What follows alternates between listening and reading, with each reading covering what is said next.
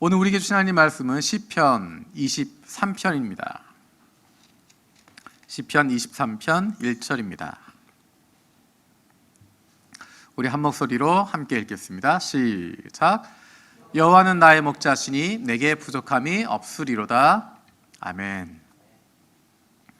우리가 작년 1년 동안 모든 교우들이 함께 성경 일독을 했습니다. 그리고 그것을 정리하는 마음으로 지난 2월부터 구약의 중심 주제 7가지 나누고 있습니다. 구약 중심 7이라고 하는 제목으로 7가지 주제를 나누고 있는데 오늘이 그 마지막 시간입니다. 지혜라고 하는 주제로 같이 나누게 됩니다.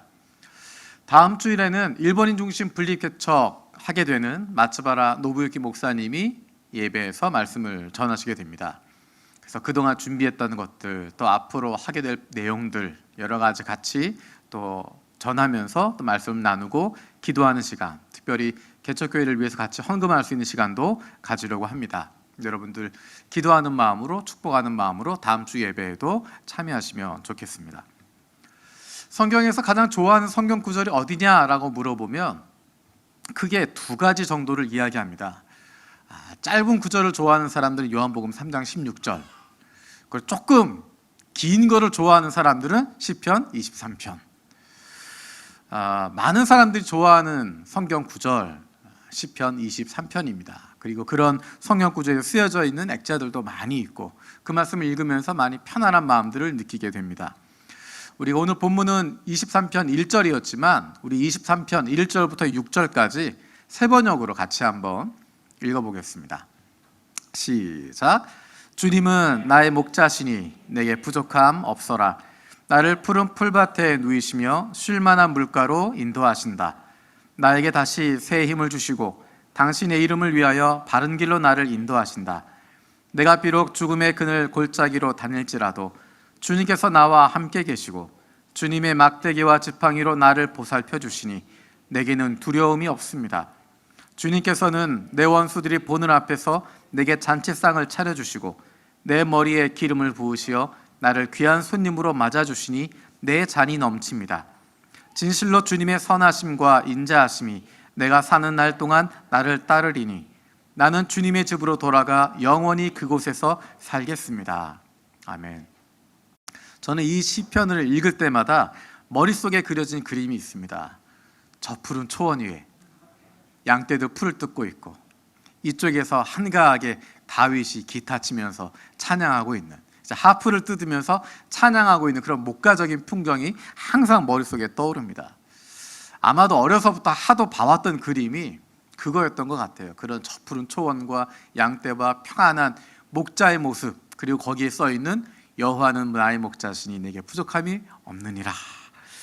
늘 그런 모습을 떠올립니다. 그런데 정말 이 시에서 고백하고 있는 주님은 나의 목자시니 내게 부족함이 없다라고 하는 것을 의미가 무엇인지를 알기 위해서는 목자의 입장이 아니라, 목동 다윗의 입장이 아니라 그 양의 입장에서 느껴봐야 됩니다. 양의 입장에서 좋은 목자와 함께 한다고 하는 것은 어떤 의미일까? 여러분 조금 전에 읽었던 시편 23편 주님은 나의 목자시니 내게 부족함이 없다 라고 하는 이 고백을, 이 시를 읽으면서 어떤 느낌이 드십니까? 평안함 또는 편안함, 여유로움, 풍족함. 이 시에서 중요한 부분은 사실 내 삶이 풍요롭다, 풍족하다, 편안하다, 아무런 환란이 없다, 여유롭다, 그런 것이 아닙니다. 이 시에서 중심이 되고 있는 단어는 주님께서 나의 목자이시다라는 것입니다. 주님께서 나의 목자이시기 때문에 내게 부족함이 없다라는 것입니다. 나에게 푸른 풀밭이 있고 잔잔한 시냇가가 있고 아무런 맹수의 위협도 없고 모든 것이 편안하고 여유로워서 좋다라는 것이 아니라 그런 것과 관계없이, 그런 것이 있든 없든 상관없이 하나님이 나의 목자 되시니, 주님이 나의 목자 되시니 나는 두려움이 없다라고 고백하는 것입니다. 때로는 죽음의 그늘 골짜기를 다닐 때도 있습니다. 하지만 그것을 두려워하지 않습니다. 때로는 내가 먹어야 할 풀밭이 풀이 없을 수도 있습니다. 하지만 그것을 두려워하지 않습니다. 때로는 목이 말라 하고 있지만, 갈급한 가운데 있지만 두려워하지 않습니다. 왜냐하면 내 목자가 주님이시기 때문에, 나에게 가장 필요한 때에 가장 필요한 것을 공급하시는 분임을 알기 때문에, 나를 지키시고 보호하시고 인도하시는 그 하나님을 신뢰하고 있기 때문입니다. 그래서 시편 23편의 중심은 하나님과 나와의 관계에 대한 부분입니다. 그래서 시편 23편뿐만 아니라 이것은 시편 전체를 흐르고 있는 중심 주제입니다. 시편 전체를 흐르고 있을 뿐만 아니라 지혜서 전체, 그리고 성경 전체에 흐르고 있는 하나님 나라 백성들의 고백입니다. 하나님의 자녀들의 고백이 바로 이것입니다. 하나님이 나의 목자가 되십니다. 사실은 우리에게 양이라고 하는 것, 목자라고 하는 것 별로 와닿지 않는 느낌이겠지만, 중동에 살고 있는 양들을 치는 문화 가운데 있었던 그들에게 있어서 하나님이 나의 목자가 되신다라고 하는 것은 내 생명을 보존하고 나를 지켜주고 나를 인도해주는, 그 목자와 함께 있으면 아무런 두려움 가질 필요가 없는 그 관계를 떠오르게 됩니다. 그래서 이스라엘 사람들에게 있어서 목자라고 하는 이미지는 하나님을 의미하는 것이고, 목자와 양의 관계는 하나님과 백성의 관계일 뿐만 아니라 왕과 그의 백성의 관계를 나타내는 것입니다. 그래서 예수님께서도 요한복음에서 나는 선한 목자다라고 말씀하는 것입니다. 하나님과의 관계, 그것을 떠오르게 되는 것입니다. 자, 그러면 하나님이 나의 목자가 되시면 그게 나하고 무슨 상관이 있나? 하나님이 나의 목자라고 하는 것이 내 삶에 어떤 관계가 있나? 우리는 성경을 읽으면서 성경에서 많은 하나님의 말씀들을 발견합니다. 특별히 많은 율법들을 발견하게 됩니다. 율법이라고 이름 붙여지지 않았지만 지켜야 할 많은 규례들이 있습니다. 기억해야 할 많은 것들이 있습니다. 순종해야 될 교훈들이 있습니다. 그리고 순종하지 않고 율법에 귀를 기울이지 않다가 망했던 이야기들, 심판받았던 이야기들도 많이 있습니다. 그런 이야기를 보다 보면 우리의 현실과는 동떨어져 있다는 느낌을 받을 때가 있습니다. 아브라함의 이야기 읽지만, 요셉의 이야기 통해서 은혜를 받지만, 모세의 이야기, 다윗의 이야기, 그리고 더 나아가서 예수님과 바울의 이야기를 읽으면서 큰 은혜를 받지만 내 삶과는 동떨어져 있는, 전혀 관계가 없는 사람들처럼, 저 멀리 떨어져 있는 사람처럼 보이게 됩니다. 원수를 사랑하라고 하는 예수님의 모습, 자기를 향해서 돌을 던지고 있는 사람들, 그들을 향해서 다시 사랑으로 나아가고 있는 바울의 모습을 보면 솔직한 우리의 느낌은 정말 예수님이나 사도 바울은 바늘로 찔러도 피 한 방울 안 나올 것처럼 정말 감정도 메말라 있고 어쩌면 너무너무 종교적이고 너무너무 거룩한, 그래서 나와는 관계가 없는 것처럼 느껴지기도 합니다. 어떻게 자기의 사랑하는 아들을 하나님께 제물로 바칠 수 있을까? 어떻게 자기의 인생을 망쳐놓았던 그 형들을 그렇게 용서할 수 있을까? 끊임없이 반란하고 끊임없이 배반하고 끊임없이 대항하고 있는 이스라엘 백성들을 어떻게 마지막 가나안 앞에까지 이끌고 갈 수 있을까? 그건 남들의 이야기고 그 사람들의 이야기고 저 멀리 떨어져 있는, 그래서 나와는 전혀 관계없는 사람들의 이야기처럼 들려지게 됩니다. 예수님께서 말씀하시는 예수님의 명령들, 너희가 이렇게 살아야 된다, 사도 바울이 이야기하고 있는 그리스도인들은, 구원받은 사람들은, 새 사람들은 이렇게 살아야 된다라고 하는 이야기를 들으면 들을수록 솔직한 마음은 한숨이 나오고 어떻게 저렇게 사나 답답하기도 하고, 그래서 성경에 나오는 이야기들은 그것은 신앙적인 이야기고 그거는 교회에서 하는 이야기고 그냥 신앙 생활에만 적용되는 것이지 내 삶과는 관계가 없다고 여겨질 때가 있습니다. 나름대로 합리화시키는 것은, 그래 내가 먹고 사는 문제는, 내가 이렇게 사람들을 만나고 어려움을 당하는 것은 예수님도 경험하지 않은 거고 아브라함도 경험하지 않은 거고, 이렇게 힘들게 먹고 사는 문제, 현실의 문제, 사람과의 관계의 문제, 그거는 성경에서 이야기하고 있지 않기 때문에 그냥 성경의 이야기는 신앙생활을 위해서 교회 생활을 위해서 하는 것이고 내 삶의 문제는 내가 알아서 해결해야 된다라고 하는, 몇 년 전부터 회자되고 있는 표현 가운데 한 가지가 유체이탈 화법입니다. 여러분 뭔지 아시나요? 현실에서 벌어지고 있는 일인데 나와는 전혀 관계없는 것처럼 그냥 이야기하는 것입니다. 혹시 성경을 보면서 그런 생각 하지 않습니까? 성경을 읽으면서 은혜는 받지만 이거는 성경 이야기고, 이거는 성경에 나와 있는 사람들 이야기고, 성경은 나와 관계없는 그냥 종교적인 것이지, 그냥 너무 거룩한 것들이지.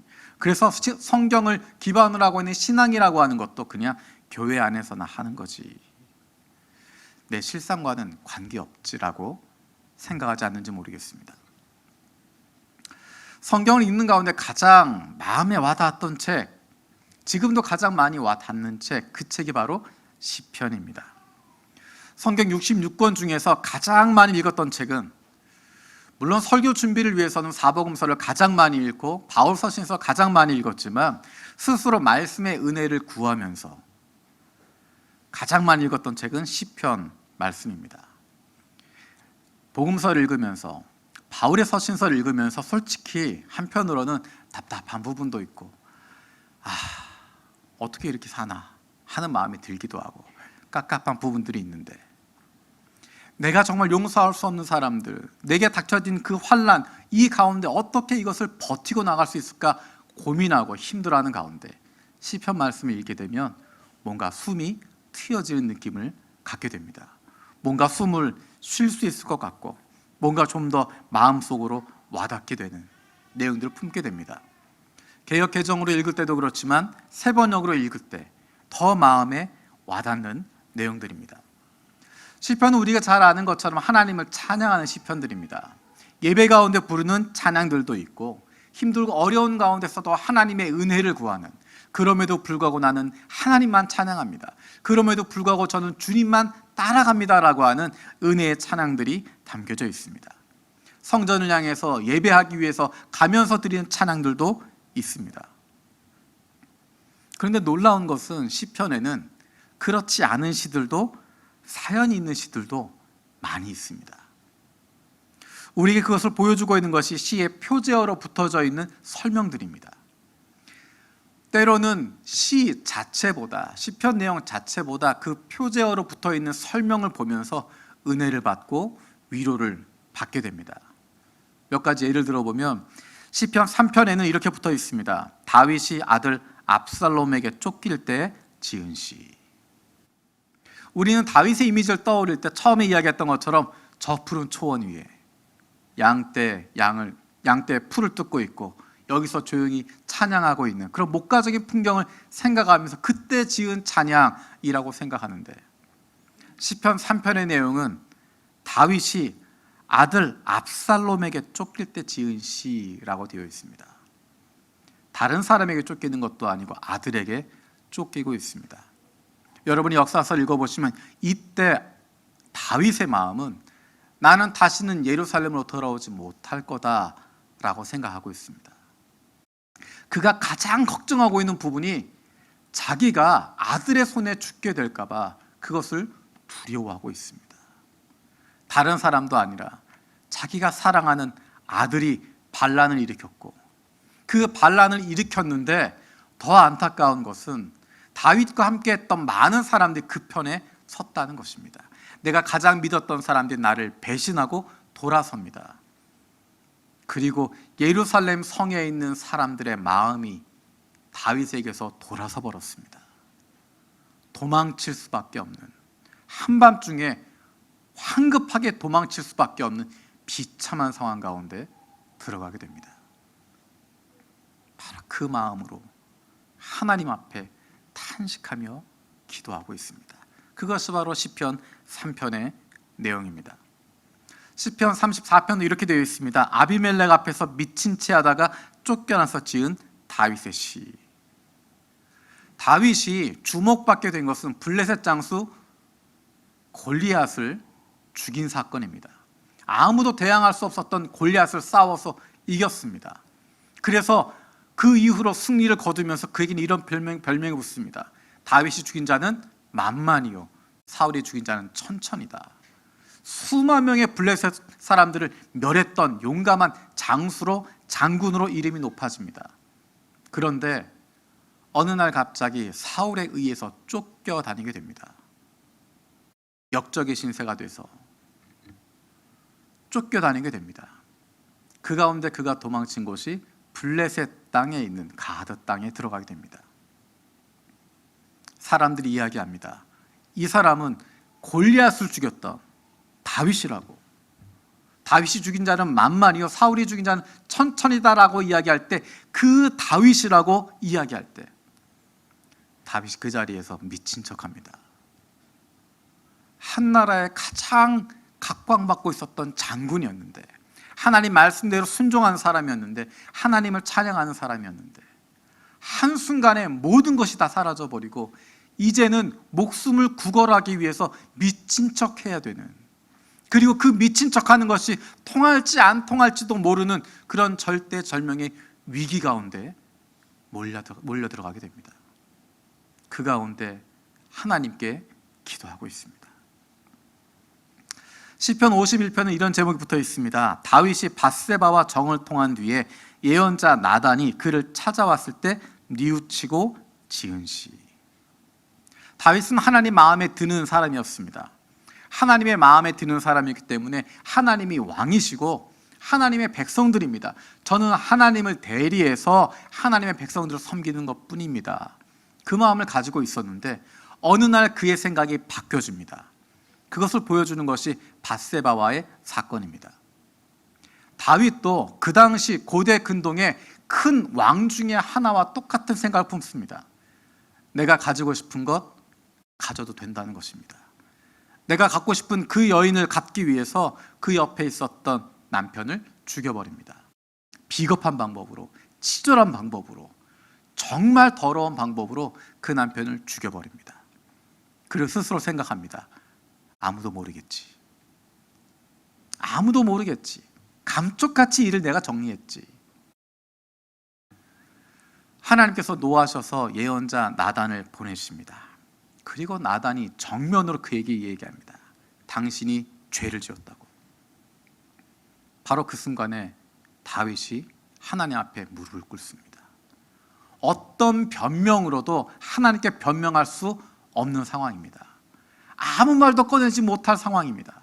하나님이 그렇게 사랑해 주시고 그렇게 복을 주시고 그렇게 그와 함께 하셨는데 하나님을 완전히 실망시킬 수밖에 없는, 완전히 이스라엘 백성들을 실망시키게 되는, 온 세계 가운데 하나님의 이름을 더럽게 만들게 되는 그런 추악한 범죄를 저질렀는데, 그가 무너져 내리는 자신의 모습을 보면서 하나님 앞에 간절한 마음으로 기도하는 시가 시편 51편입니다. 시편 52편은 또 이렇게 되어 있습니다. 에돔 사람 도액이 사울에게로 가서 다윗이 아히멜렉의 집에 와 있다고 알렸을 무렵에 다윗이 지은 시. 조금 전에 이야기했던 것처럼 다윗이 도망치게 될 때 가장 먼저 그가 도망쳤던 곳이 아히멜렉 집입니다. 높이라고 하는 지역에 가서 아히멜렉 제사장에게 도움을 받습니다. 사실은 아히멜렉 제사장은 다윗이 도망치고 있다고 하는 건 몰랐습니다. 그래서 그를 당연히 도와주고 섬겨줬습니다. 그런데 다윗을 도와주었다는 이유로 대제사장이었던 아히멜렉이 죽임을 당하고 그 가족이 모두 다 죽임을 당하게 되고 그 마을 전체가 살육을 당하게 됩니다. 다른 이유가 아니라 다윗을 도와주었다는 이유 때문에. 그 이야기를 듣는 다윗의 마음이 얼마나 무너지겠습니까? 아무런 죄가 없는 사람이, 아무런 죄도 없던 사람이 나 때문에 죽임을 당하게 되고 한 마을 전체가 살육을 당하게 되고, 그 이후로는 다윗을 도와주는 사람들마다 곤경에 빠지게 되고 어려움을 겪게 되어집니다. 그 상황에서 다윗이 하나님께 기도하고 있습니다. 그리고 많은 시들이 그런 아픔 가운데, 그런 고난 가운데 지었던 시입니다. 재미있는 것은 이 시들을 읽어보면, 다윗이 지었던 그 시들을 읽어보면 하나님 찬양합니다. 감사합니다. 그럼에도 불구하고 제가 용서하겠습니다. 그럼에도 불구하고 주님만 바라봅니다. 그런 내용이 아닙니다. 정말 마음에 있는 솔직한 이야기들을 그대로 내놓고 있습니다. 인생의 가장 힘들고 어려운 순간에, 모든 것이 다 끊어진 순간에, 사람들에게 상처 입고 무너진 순간에, 가장 믿었던 사람이 나를 배신하고 나에게 칼을 겨누고 있을 때, 모든 사람이 나를 떠나고 있을 때, 다윗은 그 찢어지는 마음을, 아픈 마음을, 솔직한 마음을 하나님께 가감없이 이야기하고 있습니다. 여러분, 인생의 가장 힘들고 어려운 순간에, 여러분이 사랑했던 사람들에게 상처받고 여러분의 마음이 무너지는 순간에 여러분 어떻게 하십니까? 내가 감당할 수 없는 힘들고 어려운 상황이 닥쳐올 때 여러분 그 속마음을 어떻게 쏟아내십니까? 제가 몇 년 전에 상담을 받으면서 이런 조언을 받았습니다. 목사의 입장에서 힘들고, 여러분이 생각하기엔 목사는 힘든 것도 없고 누가 뭐라고 막 난리를 쳐도 다 사랑하는 마음으로 받아주고, 뭐라고 표현해야 되나? 그런 게 있어도 다 원수를 사랑하는 마음으로 다 품어주는 사람처럼 보이지만, 그렇게 다 믿고 있지만 굉장히 그것이 상처로 남게 되고 힘들고 어렵습니다. 이게 다 그렇게 쳐다보고 있으니까 사랑해야 되는데 아무 말 안 하고 그냥 가만히 있는데 바보처럼 듣고 있고 바보처럼 당하고 있는데, 이게 문제는 정말 바보가 돼야 되는데 바보가 아닌데 바보인 척을 하다 보니까 정말 바보처럼 힘들어집니다. 너무 마음이 힘들고 어려운 가운데 상담을 받는데 상담한 선생님이 이렇게 이야기를 하십니다. 답답하고 그럴 때 어떻게 하시냐고. 물론 목사님이니까 기도하시겠죠. 제가 이렇게 얘기하려다 갑자기 탁 멈췄습니다. 그리고 그분이 이렇게 이야기하십니다. 물론 목사님이니까 기도하시겠죠. 하지만 마음속에 있는 것 쏟아내는 시간이 필요하십니다, 목사님. 교회에서 기도하는 시간도 필요하겠지만 남들이 들을까봐, 또 어떤 혹시나 누군가 상처받을까봐 말하지 못하는 것, 쏟아내지 못하는 것, 그거 쏟아내셔야 됩니다. 그리고 그분이 굉장히 재미있는 처방을 주셨어요. 노래방에 가세요. 처음 그렇게 저 웃었습니다. 웃었어요. 저 아는 노래도 없는데 노래를 부르라는 게 아니라 노래방에 가서 노래를 틀어놓고 소리를 지르래요. 마이크를 붙잡고 막 노래하듯이 막 소리를 지르고 막 마음속에 있는 거 쏟아내라는 거예요. 제가 그래도 점잖은 사람인데 어떻게 그렇게 하겠어요. 그냥 웃고 넘어갔죠. 나중에 필요하면 그렇게 하죠 그러고 지나갔는데 그 다음날 노래방에 갔습니다. 아는 노래가 없으니까 제목도 다 어렵고 막 그래요. 그래서 어쨌든 그 댄스 음악으로 돼 있는 그 곡들을 몇 개를 막 눌렀습니다. 그리고 이제 음악을 틀어놓고 소리를 크게 하여튼 그 아무 소리 안 들릴 정도로 크게 틀어놓고, 소심해서 마이크 들고는 못하고 그냥 마이크 내려놓고 막 그 음악 나오는데 막 소리 지르면서 기도하고, 그때는 기도의 내용이 좀 달라지죠. 주님, 저 사람들 용서해 주십시오. 품어 주십시오. 그게 아니라 막 소리 지르니까 정말 속에 있는 마음이 나오는 거예요. 하나님, 저걸 가만히 두시냐고. 내가 지금 이렇게 하고 있는 이걸 그냥 두시냐고. 빨리 좀 처리해달라고 막 소리 지르고 하면서 막 했습니다. 목이 막 쉴 정도로 1시간 그 예약을 해가지고 막 쏟아냈어요. 목이 쉴 정도로. 손님이 없었나 봐요. 아저씨가 1시간 더 연장을 해주셔가지고 하다 지쳐서 나왔습니다. 우리의 답답한 마음, 힘들고 어려운 마음 어떻게 쏟아낼 수 있을까?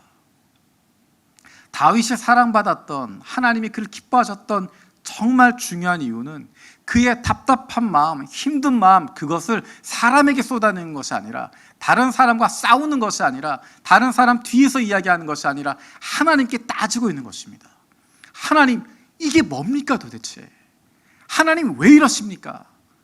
하나님 그 사람 가만히 두실 겁니까? 하나님이 갚아주십시오. 하나님이 심판해 주십시오. 하나님, 내가 이렇게 당하고 있는 것 아시지 않습니까? 내가 하나님만 바라보는 사람인데 이게 뭡니까? 하나님에게 솔직하게 투정할 수 있는 모습, 그 모습이 다윗의 모습이었고, 하나님이 그 모습을 보면서 그를 기뻐하시고 그를 사랑하시는 것입니다.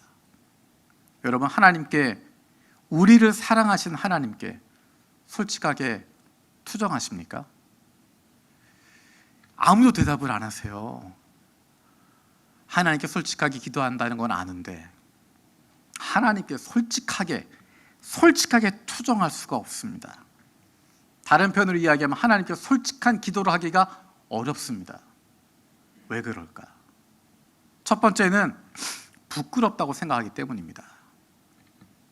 내 수준이 이거밖에 안 된다고 하는 것, 내가 이런 문제로 힘들어하고 아파하는 것, 그거 보여주고 싶지 않다는 것입니다. 나는 이 정도 신앙을 가지고 있다고 생각을 하는데 겨우 돈 몇 푼 가지고 내가 그것 때문에 막 시험 드는 거를 기도를 해야 되나? 내 믿음은 이 정도 수준이 되는 사람인데 겨우 나한테 뭐라고 싫은 소리 한마디 한 그것 가지고 내 마음 상해갖고 아픈 것, 그거를 기도해야 되나? 나는 영적으로 이 정도 수준 되는데, 내가 교회를 이만큼 다녔으면 이 정도 수준이 되는데, 이런 차마 하나님 앞에 부끄러워서 못하겠다라고 하는 것입니다. 내 수준이 좀 된다고 착각하기 때문입니다. 하나님 보시기엔 다 크게 그건데, 별로 다를 것도 없는데. 가끔 어린 아이들이 공원에서 막 노는 모습을 봅니다. 정말 부러운 모습이 온 몸, 얼굴 할 것 없이 다 지저분하게 만드는 겁니다. 근데 가끔 아이들 중에 그런 아이들이 있습니다. 집에 들어가기 전에 손을 깨끗하게 텁니다. 다른 건 그대로 다 있는데 손을 깨끗하게 텁니다. 집에 들어가서 나 깨끗하다고, 나 하나도 안 지저분해졌다고 손만 보여줍니다. 다 지저분한데, 이미 다 새카만데, 이미 다 더러운데 그냥 손 조금 문질러 놓고 깨끗하다고 생각하는, 하나님 보시기엔 다 별거 아닌데, 하나님 보시기엔 다 그 수준인데, 내가 하나님 앞에 부끄러워할 필요가 없는데, 이미 다 알고 계시는데, 하나님께서 다 우리의 모든 것을 파악하고 계시는데. 두 번째 이유는, 하나님께 솔직하게 투정하지 못하는 두 번째 이유는, 혹시라도 내 마음대로 내뱉었다가 그대로 되면 어쩌나 하는 걱정이 있기 때문입니다. 말한 대로 된다라고 하는 믿음이 있기 때문입니다. 말한 대로 된다, 내가 말을 내뱉는 대로 이루어진다라고 하는, 더 정확하게 말하면 혹시라도 내가 말한 대로 이루어지면 어떻게 하나 하는 걱정이 있습니다. 내가 모르고, 지금은 내가 힘들고 어려운데 그 문제가 다른 사람 때문이 아니라 내가 잘못해서 생긴 건데 내가 착각하고 그런 거면 어떻게 하나? 스스로 무엇인가를 답을 찾아갑니다. 혹시라도 다른 이유였으면 어떻게 하나? 혹시라도 다른 것 때문에 그랬으면 어떻게 하나? 그래서 내 마음속에 차마 말하지 못하고, 혹시라도 내가 말 잘못했다가 하나님이 그렇게 이루시면 어떻게 하나? 나중에 가서 네가 그렇게 기도했잖아, 네가 그렇게 말했잖아 라고 말하시면 어떻게 하나? 걱정이 돼서 기도를 못하는 경우도 있습니다. 우리의 경험과 연결이 되어져 있습니다. 우리가 아이들을 야단칠 때 많이 하는 표현이, 해달라며, 네가 하자는 대로 했잖아. 식당에 갈 때 네가 가고 싶은 대로 가자고 해서 먹고 싶은 거 먹자 시키라고 해서 먹은 다음에 맛이 없으면 네가 먹자 그랬잖아. 네가 하자는 대로 했잖아. 네가 원하는 대로 해줬잖아. 근데 왜 그래? 라고 이야기하는 그런 부모님의 목소리가 우리에게 들립니다. 사실은 부부 간에도 그런 일이 있습니다. 당신이 하자는 대로 했는데 이렇게 된 거야. 당신이 그렇게 하자며. 우리 마음속에 어쩌면 하나님에게도 그런 마음을 갖게 됩니다. 내가 만약에 잘못 말하면, 나중이라도 뭔가 잘못됐을 때 하나님이 네 탓이야, 네가 하자는 대로 해준 거야, 네가 원하는 대로 해줬잖아, 그렇게 말씀하실까 봐 불안한 마음을 갖게 됩니다. 그런 걱정 할 필요 없습니다. 하나님은 내가 말한 대로 움직이는 분 아닙니다. 내가 하자는 대로 따라 하시는 분 아닙니다. 내 마음대로 이끌고 가서 내 마음대로 문제치도록 만드는 그런 분 아니십니다. 우리가 아무리 잘못된 것을 이야기하더라도 하나님은 그대로 따라하는 것이 아니라 하나님 보시기에 좋은 대로 행하십니다.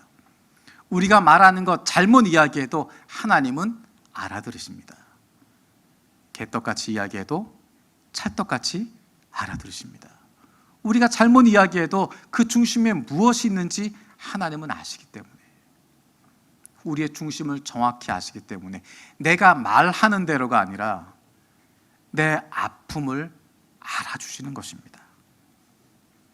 우리가 하나님께 솔직하게 투정하지 못하는, 솔직하게 기도하지 못하는 세 번째 이유는 내가 말해도 아무런 반응이 없으면 어쩌나라는 것입니다.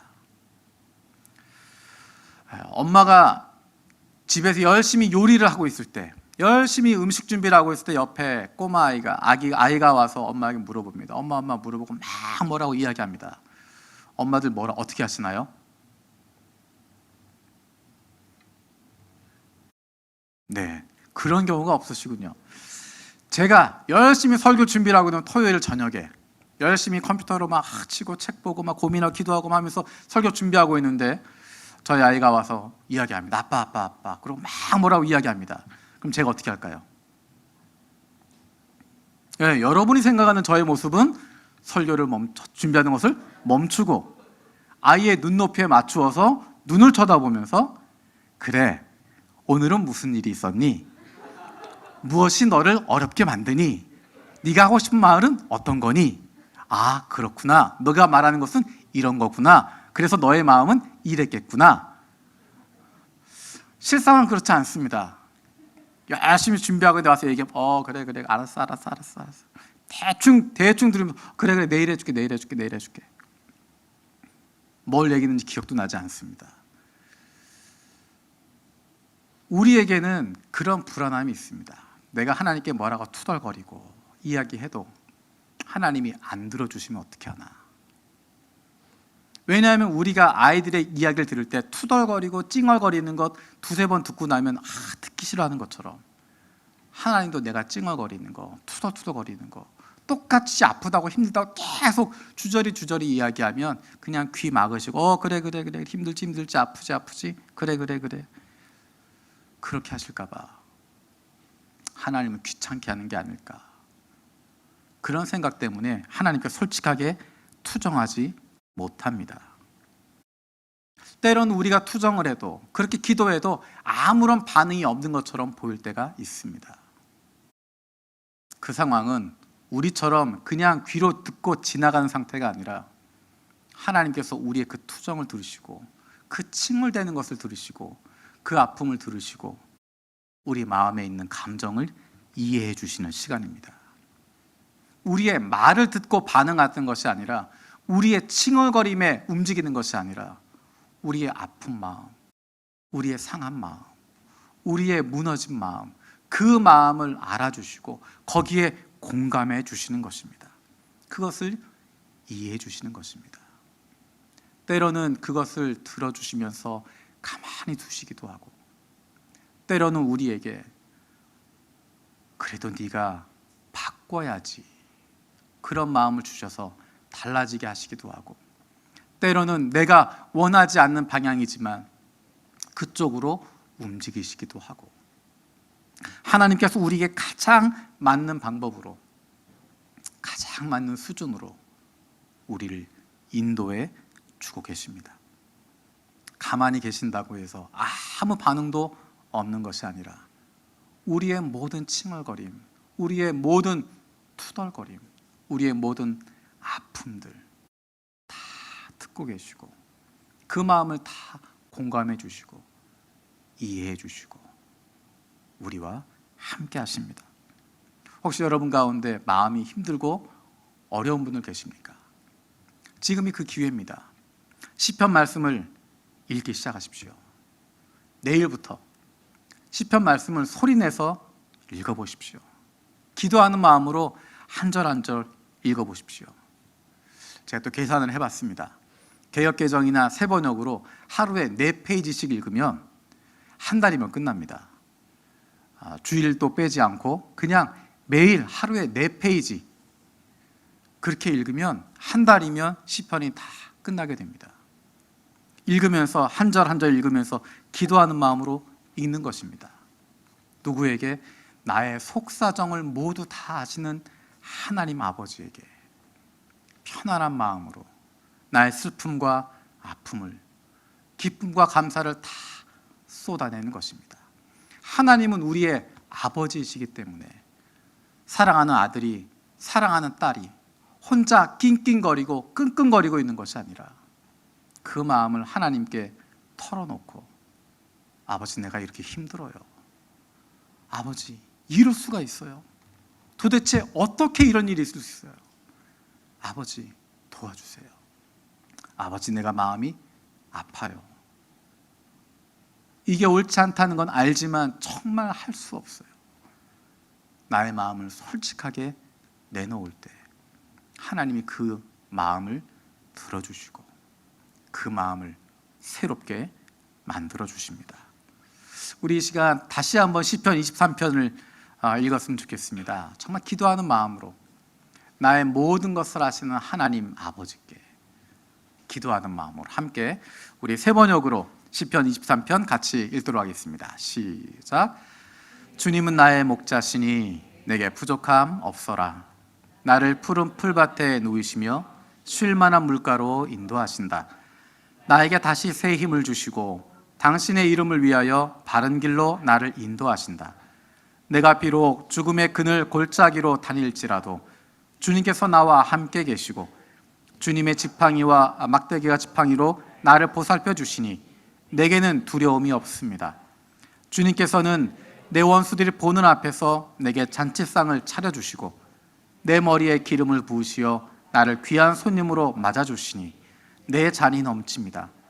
진실로 주님의 선하심과 인자하심이 내가 사는 날 동안 나를 따르리니 나는 주님의 집으로 돌아가 영원히 그곳에서 살겠습니다. 아멘. 기도하겠습니다. 살아계신 아버지 하나님, 나의 속사정을 모두 아시는 하나님 아버지께 우리가 편안한 마음으로 내 아픔과 슬픔을, 기쁨과 감사를 모두 쏟아낼 수 있게 하여 주시옵소서.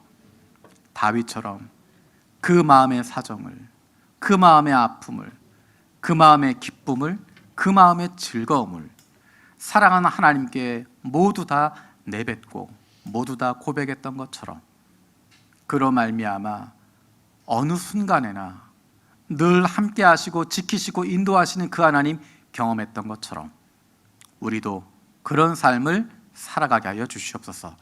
내 인생의 목자 되시는 하나님이 내 목자 되어주시는 그 기쁨 누리는 하나님의 자녀들 되게 하여 주시옵소서. 감사드리고 예수님의 이름으로 기도드립니다. 아멘.